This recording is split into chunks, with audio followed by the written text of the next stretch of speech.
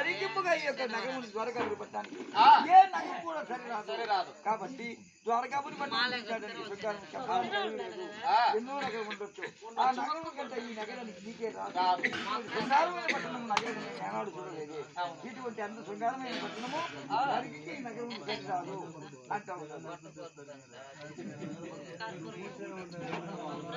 ఈ నగరానికి సరే రాదు అంటున్నాడు. అయ్యా ఎక్కడి నుంచి చూస్తే అర్జునుడు ఎట్లుంది చూడు ఎదురుగా నగరం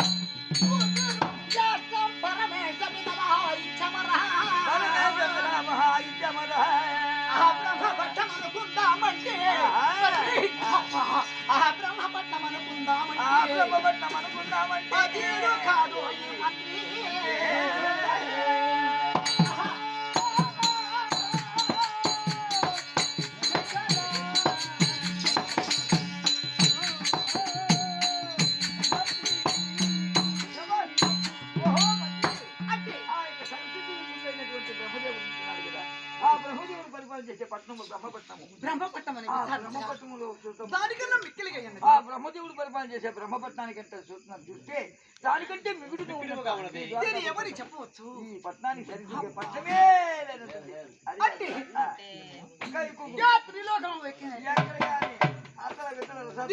చెప్పవచ్చు ఏ పట్టణం దీనికి కాదు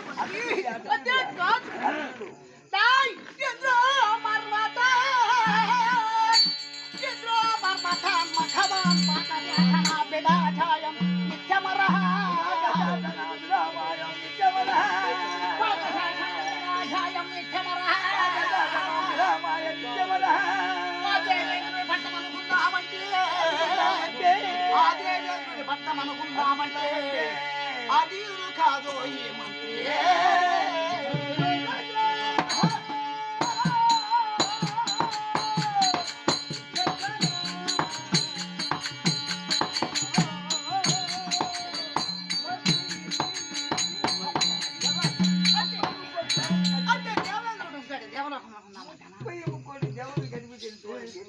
ఆ దేవేంద్రుడు పరిపాలన చేసే పట్టణము దేవలోకము. దేవేంద్రుడు చేసే పట్టణము దేవలోకం అంటారు. ఆ పట్టణము చూస్తామనుకుంటే ఆ దేవేంద్రుడు పట్టణానికి సరిపడలేదండి. ఏది గురించి ఆపక చూడు ఎట్లా చూడు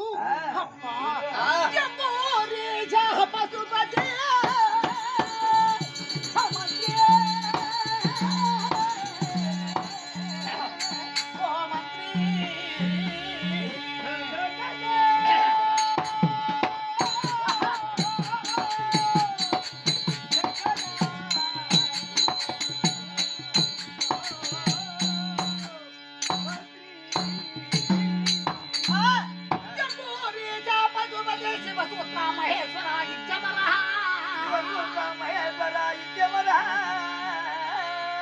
ఈశ్వరుడుండే కైలాసమని విచారించగా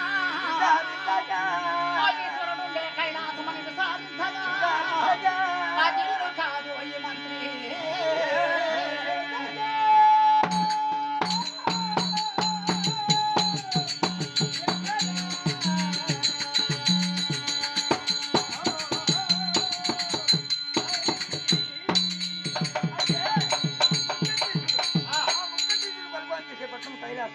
ఆ కైలాసం ఎండుకొంట నివాసము ఆ కైలాసానికి తొగుతుందో ఈ పట్టణం అనుకుంటే కూడా ఆ పట్టణం కైలాసానికంటే ఇంకా మిగుడుగా ఉందంటే అబ్బా చెప్పేదానికి అదే కాదు ఏమని అదే కాదు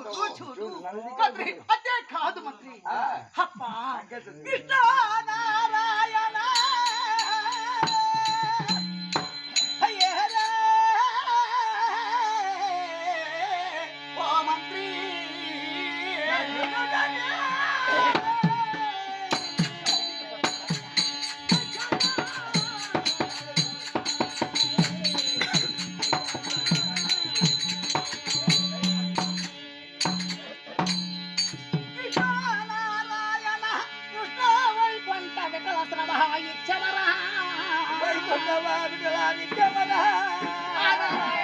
వైకుంఠమని విచారించగా నారాయణుండే వైకుంఠమని విచారించగా నారాయణుండే వైకుంఠమని విచారించగా కాదు ఈ మంత్రి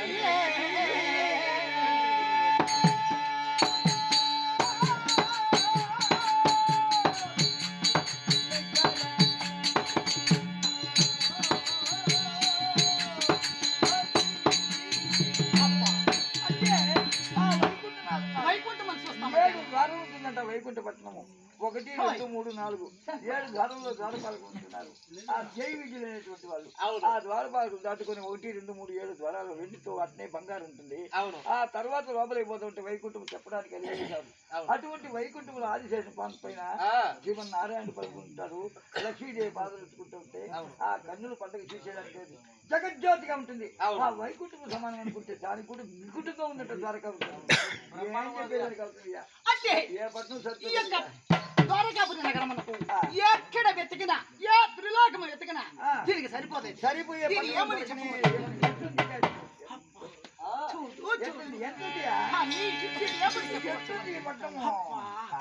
ఎంత